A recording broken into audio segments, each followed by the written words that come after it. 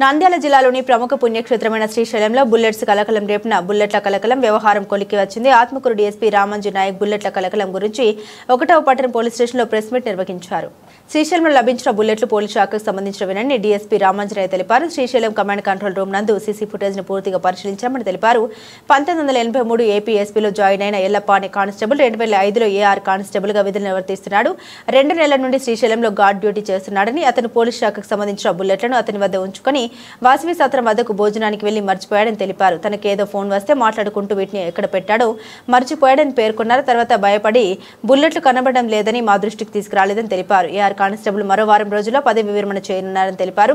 CC footage లో అంతా record అయిందని తెలిపారు. ఈ విషయంపై శాఖపరమైన విచారణ చేసి ఉన్నతాధికారులకు నివేదిక సమర్పిస్తామని, ఉన్నతాధికారుల ఆదేశాల మేరకు తదుపరి చర్యలు తీసుకుంటామని తెలిపారు. శ్రీశైలానికి వచ్చే భక్తులు భయపడాల్సిన అవసరం లేదని సూచించారు.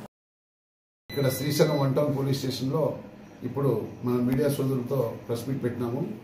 ఈరోజు మధ్యాహ్నము మన శ్రీశైలం పుణ్యక్షేత్రం నందు తుపాకుల రౌండ్స్ కొన్ని దొరికినట్లు సోషల్ మీడియాలో అంతా హల్చల్ అయింది. దీనిపైన ఇమీడియట్గా మా సంబంధించిన అధికారులు మాకు ఇమీడియట్గా శ్రీశైలం వెళ్ళి మొత్తం వెరిఫై చేసి రిపోర్ట్ సబ్మిట్ చేయమని చెప్తే నేను రూరల్ సిఐ గారు సురేష్ కుమార్ రెడ్డి గారు, సిఐ చంద్రబాబు గారు, 2 టౌన్ సిఐ, మా ఆర్ఐ మంజునాథ్ గారు, మరి మా సిబ్బంది అందరం కలిసి మన కమాండ్ కంట్రోల్లో కూర్చొని సీసీ ఫుటేజ్ అంతా వెరిఫై చేసి అన్నీ చేస్తే లాస్ట్కి మా డిపార్ట్మెంట్ ఆమినేషన్ ఇవి. ఇక్కడ ఏఆర్ హెడ్ కానిస్టేబుల్ అంటే ఈయన 1983లో ఏపీఎస్పీలో జాయిన్ అయినాడు. ఎల్లప్ప అని, ఉప్పర ఎర్రగడ్డ ఎల్లప్ప ఇతని పేరు. ఇతను 83లో ఏపీఎస్పీలో జాయిన్ అయ్యి మళ్ళీ ఏఆర్లో వచ్చి 2005కి వచ్చినాడు. తర్వాత ఇతను 2 మంత్స్ నుంచి ఇక్కడే గార్డ్ డ్యూటీ చేస్తున్నాడు. మా డిపార్ట్మెంట్ ఆమినేషన్ అని ఆయన ఒక దీంట్లో పెట్టుకొని పెట్టేది మర్చిపోతే తర్వాత బయటపడిన తర్వాత ఆయనకి అర్థమైంది దీని మన ఆమినేషన్ తెలిసి కూడా భయపడిపోయి సైలెంట్ అయిపోయినాడు, ఎవరికి ఏం చెప్పకుండా. దీనిపైన మేమంతా సీసీ ఫుటేజ్ అన్ని వెరిఫై చేస్తే నీట్గా మా హెడ్ కానిస్టేబుల్ ఒక కవర్లో తీసుకుని పోతా ఉండేది, అంత నీట్గా కనబడుతూ ఉంది. మళ్ళీ ఆయన పెట్టేది మర్చిపోయింది, ఎందుకు చెప్పలేకపోయినాడో కొంచెం టెన్షన్లో ఉన్నాడు. ఇతను 7 డేస్లో రిటైర్డ్ అవుతున్నాడు. ఈ మంత్ ఎండింగ్ రిటైర్డ్ అవుతాడు ఇతను, సర్వీస్ కంప్లీట్ అయిపోయి. కాబట్టి మనం పూర్తిగా డిపార్ట్మెంట్ ఎన్నుకొని పూర్తిగా చేసి అతనిపైన చర్య తీసుకునేదానికి మా అధికారులకు రిపోర్ట్ సబ్మిట్ చేస్తాము. ఇది ఎటువంటి వేరే వాళ్ళకి సంబంధం కాని తూటాలు, అంటే మా డిపార్ట్మెంట్ సంబంధించినవే. వేరే చాలామంది రకరకాలుగా అనుమానం పడుతున్నారు. ఈ నక్సలైట్ కానీ ఎవరికి ఏమి సంబంధం లేదు. ఇది పక్కా మా డిపార్ట్మెంట్ తూటాలు ఇవి. కాబట్టి ఉన్న విషయం మీకు మీడియా సోదరులందరికీ తెలియపరుస్తున్నాం. ఆ గుడ్డ అనేది ఆయన కవర్లో ఆయన కొన్ని దైవభక్తి ఉంది, కొన్ని జాతకాలు గీతకాలన్నీ ఏదో బుక్స్ అన్ని పెట్టుకుంటాడు. ఆ బుక్స్ అన్ని చదువుకుంటే ఆయన ఎప్పుడు ఆమినేషన్ కానీ అది ఎందుకు కన్ఫ్యూజ్ అయినాడో అర్థం కాలేదు.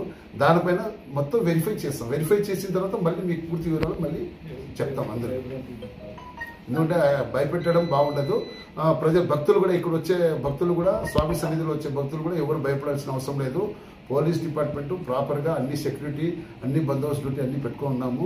కాకపోతే ఒక చిన్న బ్యాడ్ మెసేజ్ ఇది అంతే. ఏఆర్ హెడ్ కానిస్టేబుల్ ఇక్కడ గార్డ్ డ్యూటీకి వచ్చినారు, 2 మంత్స్ నుంచి ఇక్కడ ఉన్నారు.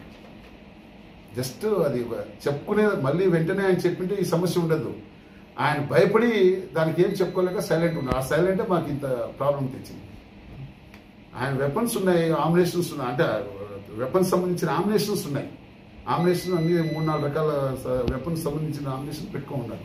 అవి అట్లే మర్చిపోయినారు. అది వెపను .303 వెపను, 303 అంటే రౌండ్స్ అంటే ఎస్ఎల్ఆర్ సంబంధించిన రౌండ్స్, 303 వెపన్ సంబంధించిన రౌండ్స్, పిస్టల్ సంబంధించిన రౌండ్స్. అది మా డిపార్ట్మెంట్ సంబంధించిందే ఆమినేషను. ఆయన భయపడిపోయి క్యారీ చేసుకుని భోజనానికి పోతున్నాడు వాసవి చత్రం దగ్గర. ఆ భోజనం పెట్టేటప్పుడు ఈయన మర్చిపోయినాడు. మళ్ళీ ఫోన్ వస్తానే ఫోన్లో మాట్లాడుతూ ఆ కవర్ పెట్టేసినాడు, మర్చిపోయినాడు. మళ్ళీ అది బయటపడిన తర్వాత ఆ మాట చెప్పుకునేదానికి ఆయన ముందుకు సాహసం చేయలేకపోయినాడు.